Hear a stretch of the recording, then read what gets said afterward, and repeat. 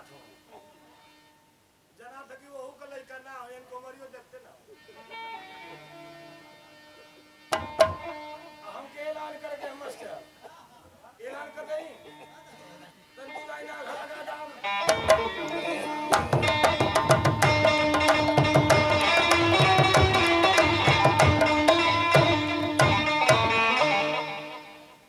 ए master आला गांजी फगुआ सर सरसों कटा तो लिए से करी लगा गया था अरे कवन हो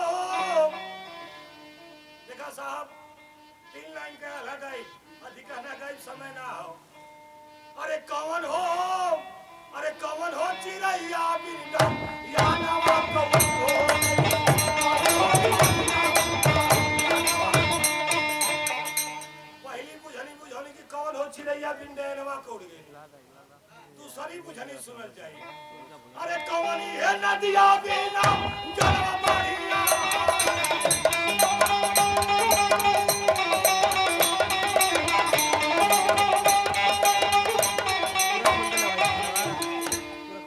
दूसरी बुझनी कवन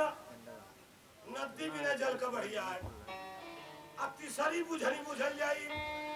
अरे कवन है पेड़वा बिन पा कैया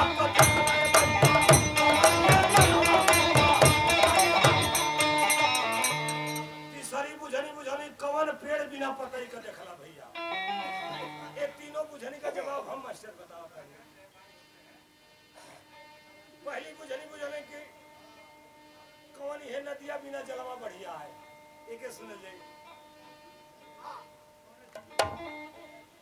पहले का बुझले रे कौन रे चिरैया बिन देनवा कौड़ी जा ई माई पर या लगावत नहीं अरे प्राण हो चिरैया बिन या नवा कौड़ी हो ए साहब जे हमारी में बोला था एकर भरोसा ना हो कि कब निकल जाई आई जे बोलत है कि हम देखले ना है एक हमार कवि लिखलम प्राण हो चिरैया बिन देनवा कौड़ी जाए दूसरी बात कवन नदी बिना जल का बढ़िया ले अरे नैनाई नदिया ई जोनी आँख है साहब हाई माई मरल लोहिया त बेटा बेटी गांव पुर हितनाथ दुआरे सब रोवत रहल होई अब माई घर से 10 कदम आगे गए होइया आ लौट के आल है तो उनका साड़ी फेंका उनका खटिया फेंका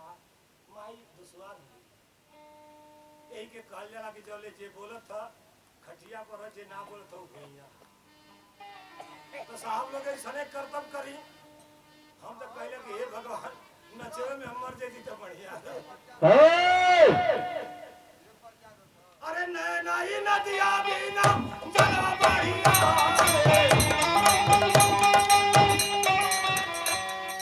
लास्ट बात कौन पेड़ बिना पतई का देखला अरे जाता कह लड़ाइया लड़ाई देखला मास्टर ताल में होला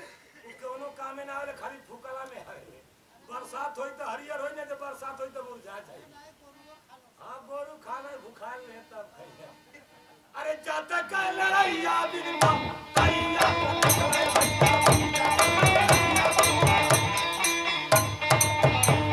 ए भैया प्रचार तो कदली कितना राजा सरवाइलम बिना पनिए का चल प्रचार हो गया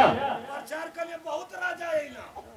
अरे अभी कहाँ आए हैं लोग इतना राजा है कि घर द्वार देखले ना रास्ता देखले ना सभी लोग आ जाएंगे चिंता मत करो